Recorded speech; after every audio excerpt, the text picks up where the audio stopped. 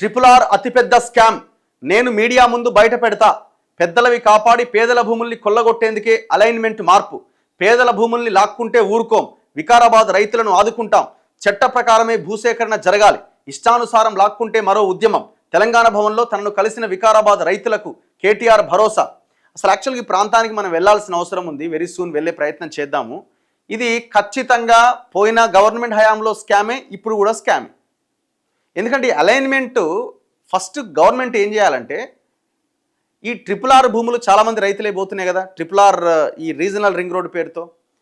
ఆ భూముల్లో లీడర్ల భూములు ఎన్ని పోతున్నాయి ఒక లెక్క విడుదల చేయాలి దయచేసి. పేదల భూములే కాదు, ఇగో మా రాజకీయ నాయకుల భూములు కూడా పోతున్నాయని ఒక లెటర్ రిలీజ్ చేయాలి. ఒక్క రాజకీయ నాయకుడి భూమి కూడా పోకుండా అలైన్మెంట్ ఎవరికి ఇష్టం వచ్చినట్టు వాడు మార్చుకుంటున్నాడు.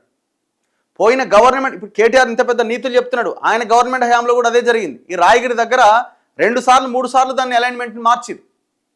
ఆ లోకల్గా ఉన్న ఎమ్మెల్యే వెంచర్లో నుంచి పోకుండా అటు ఇటు తిప్పిరు. గజ్వేల్ దగ్గర వాళ్ళ కుటుంబ భూముల్లోంచి పోకుండా తిప్పిరు.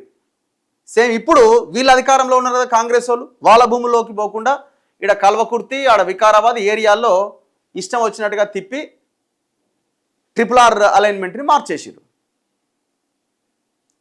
ఎవరి భూములు? అసలు ఒక ప్రాజెక్ట్ అనగానే, ఈ రోడ్ అనగానే జనాల గుండెలు దడదడలాడతాయి. ఎందుకంటే ఎవరి భూమి పోతుందో తెలియదాడ. పోనీ వీళ్ళు ఇచ్చే పరిహారమైన గొప్పగా ఉంటుందంటే, కోట్ల విలువ చేసే భూమికి 5 లక్షలు, 10 లక్షలు, 15 లక్షలకు మించి పరిహారం వచ్చే అవకాశం కూడా లేదు.